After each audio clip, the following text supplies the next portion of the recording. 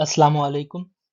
This is Mohammad Mudassir, and today we will start the chapter Circular and Rotational Motion of First Year Physics according to new PTB curriculum. This chapter is not only important for the perspective of FSC but keep the same importance for the MDCAT module. So before starting the chapter, हमें पता होना चाहिए कि circular and rotational motion है क्या basically. जैसा कि नाम से जाहिर है, circular motion of all the object in a circular path is called circular motion और angular motion। अब अगर आप इस यूनिवर्स में भी देखें, जितने भी ऑब्जेक्ट्स की रोटेशन है वो लीनियर नहीं है, सर्कुलर पाथ में भी है। जैसा कि एक एटम है, उसमें मौजूद जो सेल हैं और उसमें मौजूद जो इलेक्ट्रॉन्स हैं, उनकी न्यूक्लियस के अराउंड जो रोटेशन है, मोशन है, वो सर्कुलर पाथ में है। इसी तरह से अगर हम अपनी गैलेक्सीज को देखें, स्टार्स को देखें, स्पेशली प्लैनेट सिस्टम को देखें, उसमें मौजूद, चले हम अर्थ को ही देख लेते हैं। अर्थ जो है उसकी जो रोटेशन है अराउंड द सन वो सर्कुलर पाथ में है। रोटेशनल मोशन तीन तरह के बेसिकली एक्सिस होते हैं, X axis, Y axis and Z axis. उनके अलोंग जो मोशन होती है उसको हम रोटेशनल मोशन कहते हैं। आज हम पढ़ेंगे एंगुलर डिस्प्लेसमेंट को, एंगुलर वेलोसिटी को, एंगुलर एक्सेलरेशन को और उनके रिलेशंस को। So let's start our topic. सबसे पहले एंगुलर डिस्प्लेसमेंट। मैं इसको डेफिनेशन को बढ़ाने से पहले आपको डायग्राम को समझाता हूँ। अब देखें, यहाँ पे एक पार्टिकल है जिसका मैस m है और वो अटैच है at the end of mass less rigid road, जिसकी लेंथ जो है r है। ये देखें, ये एक मैसलेस रिजिड रोड है और उसके एंड पे एक पार्टिकल अटैच है जिसका मैस m है और उसको p से नेम दिया हुआ है। अब अगर आप ये देखें इस पोजीशन में, उसको नेम दिया हुआ है OP। बेसिकली रोड की जो लेंथ है वो होनी तो वो स्मॉल l चाहिए, लेकिन उन्होंने l की जगह r लिखा हुआ है। ठीक है। अब इसकी पोजीशन OP है। जब थोड़ा सा टाइम गुजरेगा, मिसाल के तौर पे t plus delta T time गुजरा, वो यहाँ पे आ गया। जब टाइम t था तो उसकी पोजीशन OP थी, जब time t plus delta T गुजरा तो उसकी पोजीशन P1 होगी। इस पोजीशन में वो एक एंगल बना रहा है यहाँ पे थीटा। उस एंगल को हम एंगुलर डिस्प्लेसमेंट कहते हैं। मींस कि एक पार्टिकल की एक स्पेसिफिक पोजीशन से दूसरी पोजीशन में चले जाना और centre of the circular path पे एक एंगल को बनाना, ये एंगुलर डिस्प्लेसमेंट होता है। ठीक है। अब यहाँ पे देखें आप, वही सारा कुछ लिखा हुआ है। एक पार्टिकल है जिसका मास m है और वो अटैच है मैसलेस रिजिड रोड के एंड पे, और इस वक्त जो टाइम t है, जब time t plus delta T गुजरता है तो वो यहाँ पे आ जाता है और एक एंगल बनाता है थीटा। ठीक है। अब जो मैंने बताया कि एक एंगल सबटेंड करना है पार्टिकल ने सेंटर ऑफ द सर्कल पे, the angle subtended at the centre of a circle by a particle moving along a circular path is called angular displacement. ये तो होगी डेफिनेशन, ये होगी डायग्राम और ये होगी एक्सप्लेनेशन। अब हम इसकी यूनिट्स को देख लेते हैं। बेसिकली एंगुलर डिस्प्लेसमेंट के तीन यूनिट्स होते हैं। ये जो यूनिट्स हैं, कभी कभी ये शॉर्ट क्वेश्चन में पूछ लिए जाते हैं, what are the units for measuring of angular displacement. ये इंपॉर्टेंट शॉर्ट क्वेश्चन बन जाता है। अब यूनिट, पहला यूनिट है डिग्री, मैंने कहा। अब एक कंप्लीट सर्कल जो होता है, अगर 360 डिग्री का एंगल मिल जाए तो वो एंगुलर डिस्प्लेसमेंट में हम उसको 1 डिग्री कहते हैं। अब ये सर्कुलर पाथ है, ये कंप्लीट जो सर्कल है ये 360 डिग्री का है। अब इस पॉइंट पे अगर हमने मालूम करना है 1 डिग्री को, तो कंप्लीट सर्कल अगर 360 डिग्री का तो हम इसको 1/360 कर देंगे, तो जो इस पॉइंट पे एंगुलर डिस्प्लेसमेंट आ जाएगा वो 1 डिग्री आ जाएगा।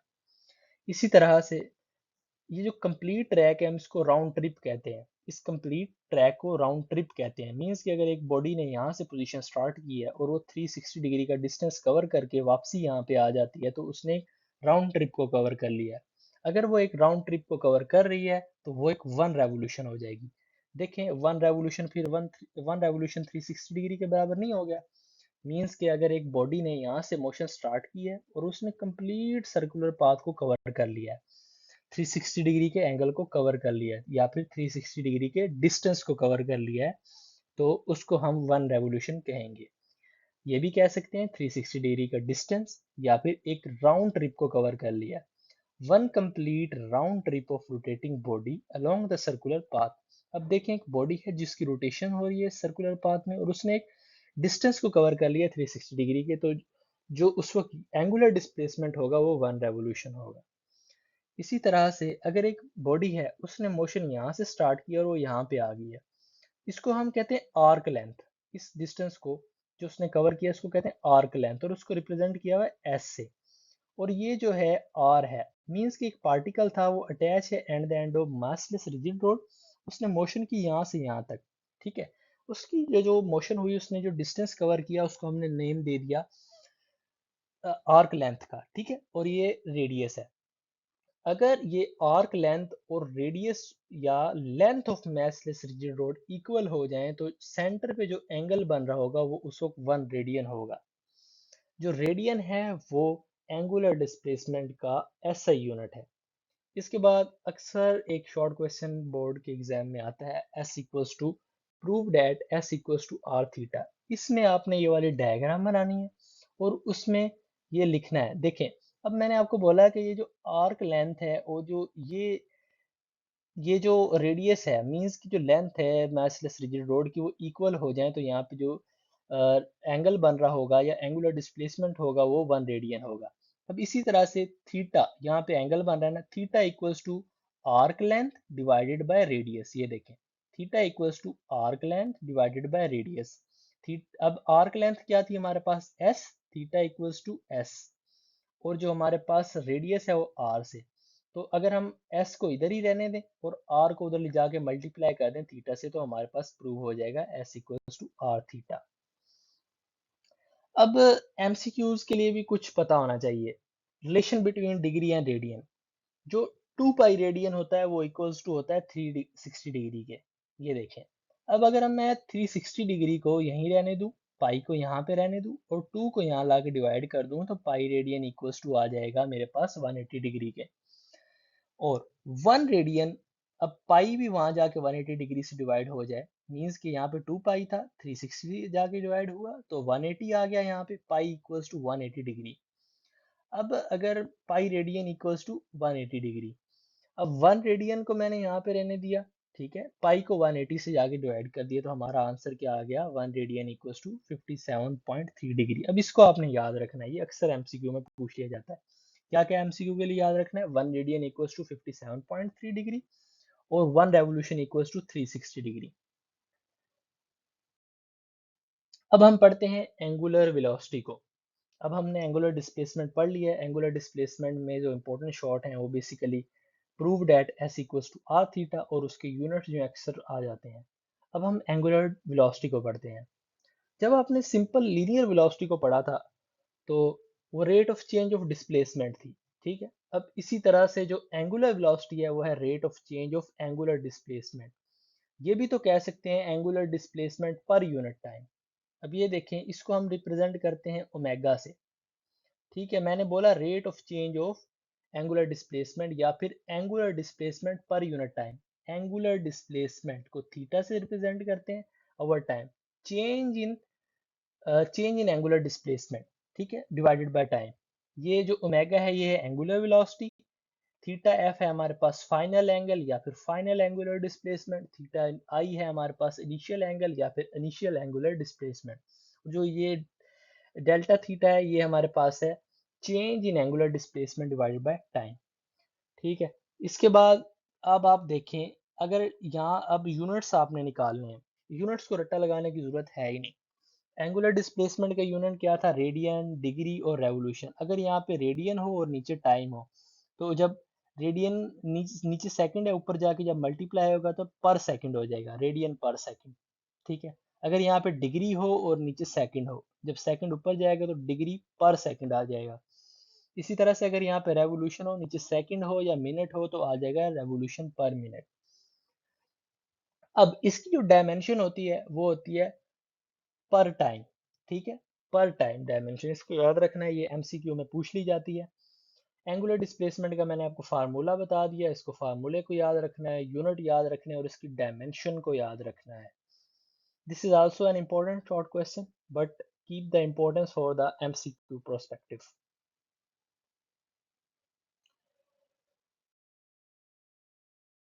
अब हम इसकी टाइप्स को पढ़ लेते हैं। कुछ टाइप्स हैं एंगुलर वेलोसिटी की। जिस तरह से आपने लीनियर एंगुलर वेलोसिटी की टाइप्स पढ़ी हैं, उसी तरह से एवरेज एंगुलर वेलोसिटी की भी कुछ टाइप्स हैं। रेशियो एवरेज, जैसे कि नाम से जाहिर है, एवरेज टोटल चेंज होगा, चेंज दोनों चीजों में। एवरेज होगी change in angular displacement divided by change in time. देखें एवरेज क्या है, change in angular displacement divided by change in time. देखें delta theta over delta time, del T. अब ये देखें, अब एक पार्टिकल था, उसकी पोजीशन यहाँ पे थी, मींस कि वही, अब देख लें आप, एक एंड पे अटैच है मैसलेस रिजिड रोड के, और उस जब जब टाइम टी आई था तो एंगल बना रहा था थीटा आई, और जब थोड़ा सा टाइम गुजरा टी एफ, वो यहाँ पे आ गया और उसने एक एंगल बनाया थीटा एफ। ठीक है, और ये पोजीशन उसकी चेंज हो गई। अब हमने उसने बोल दिया कि एवरेज एंगुलर वेलोसिटी निकालें, तो omega average equals to theta F minus theta I और T F minus T I. Means कि change in angular displacement divide by change in time, means कि टोटल जितना चेंज है उसको डिवाइड करना है हमने। अब उसके बाद इंस्टेंटेनियस एंगुलर वेलोसिटी, जैसा कि नाम से जाहिर हो रहा है, angular velocity at any instant, angular velocity at any instant is instantaneous angular velocity, या फिर ये भी कह सकते हैं ratio of change in angular displacement to the change in time when by applying limit when the change in time approaches to zero. दोबारा सुने, the ratio of angular displacement to the change in time by applying limit when the change in time approaches to zero. ठीक है, दो definition है, या तो simple कर लें angular velocity at any instant, या फिर ये कर लें the ratio of change in angular displacement to the change in time by applying limit when the change in time approaches to zero. ठीक है, अब बेसिकली एक फार्मूला ही चलता आ रहा है, उसी को आपने याद करना है बस। Ratio of change in angular displacement to the change in time. ठीक है, बस वही है, इसमें उसने लिमिट अप्लाई कर दी है जब टाइम अप्रोचेस कर रहा हो जीरो को, कोई मुश्किल नहीं है। अब लास्ट पे हम पढ़ते हैं एंगुलर एक्सेलरेशन को। एंगुलर एक्सेलरेशन, जिस तरह से आपने लीनियर एक्सेलरेशन को पढ़ा था, वो बेसिकली था चेंज इन लीनियर वेलोसिटी, और ये है rate of change of angular velocity. सही है, अब देखें change in angular velocity divided by time, rate of change of angular velocity, या फिर ये भी कह सकते हैं ratio of change in angular velocity to the change in time. अब उसकी जो डायमेंशन थी लीनियर उसकी एंगुलर वेलोसिटी की, वो थी पर टाइम। यहाँ पे टाइम का स्केयर आ जाएगा, क्यों? देखें, अब ऊपर ओमेगा है, तो ओमेगा की जो यूनिट्स मैंने आपको बताए थे वो थे रेडियन पर सेकेंड, रेवोल्यूशन पर सेकेंड, डिग्री पर सेकेंड। अब नीचे एक और टाइम आ गया, तो ऊपर जाएगा तो यूनिट क्या आ जाएगा, रेडियन पर सेकेंड का स्केयर, रेवोल्यूशन पर सेकेंड का स्केयर, डिग्री पर सेकेंड का स्केयर। इसको रटा लगाने की जरूरत ही नहीं है, सिंपल सा है। सिर्फ आप एंगुलर डिस्प्लेसमेंट की यूनिट याद कर लें, इसका ऑटोमेटिकली याद हो जाएंगे। ये जो एंगुलर एक्सेलरेशन है, हमें बेसिकली बताता है कि कितनी इंक्रीज और डिक्रीज इन रोटेशन आया है। ठीक है, रोटेशन के बारे में बताता है। और जो लीनियर एक्सेलरेशन होता है वो हमें बताता है कितना स्पीड में चेंज आया है, और ये हमें रोटेशन में चेंज बताता है।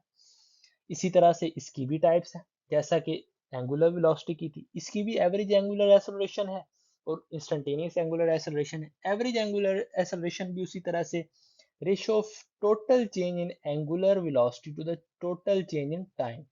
ठीक है, ये हो गया हमारे पास एवरेज एंगुलर एक्सेलरेशन। इसके बाद हम देख लेते हैं